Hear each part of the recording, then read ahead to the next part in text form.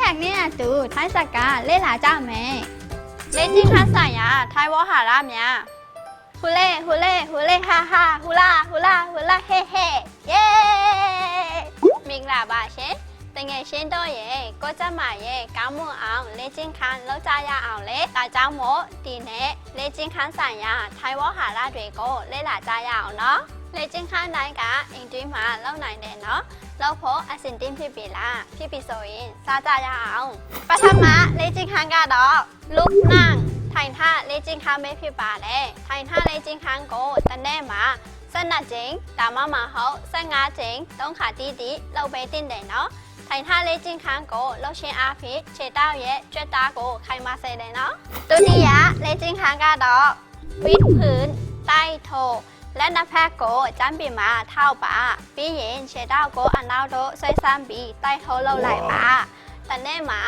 12ကြိမ်ဒါမှမဟုတ်15ကြိမ်3ခါတီးတီးလှုပ်ပေးတင်တယ်နော်ใต้โถလေးချင်းခန်းလှုပ်ရှင်အားဖြင့်လက်မောင်းသားရှိကြွက်သားတွေကိုခိုင်မာတန်ဆွမ်းစေတယ်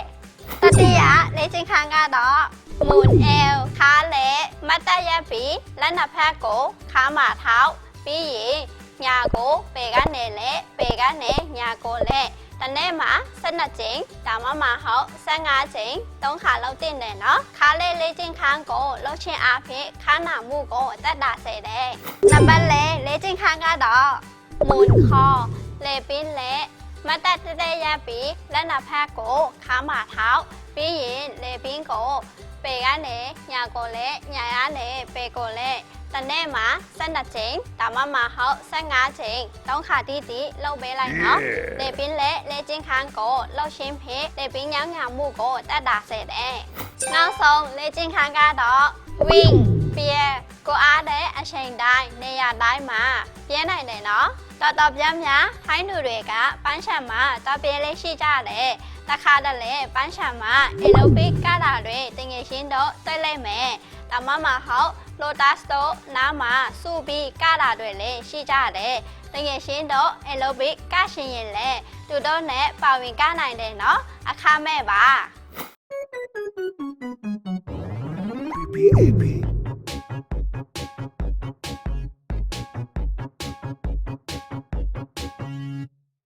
I have a pen. I have an apple. Apple pen. I have a pen. I have pineapple. Pineapple pen. Apple pen. Pineapple pen. Pen pineapple apple pen.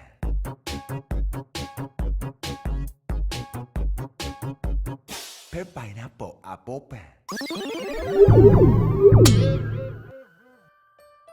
ကဲခုနပြောထားတဲ့ကျမရေးဆိုင်ရာထိုင်ဝဟာရတွေကိုပြန်ပြောကြည့်ကြရအောင်နော်ลุกนั่ง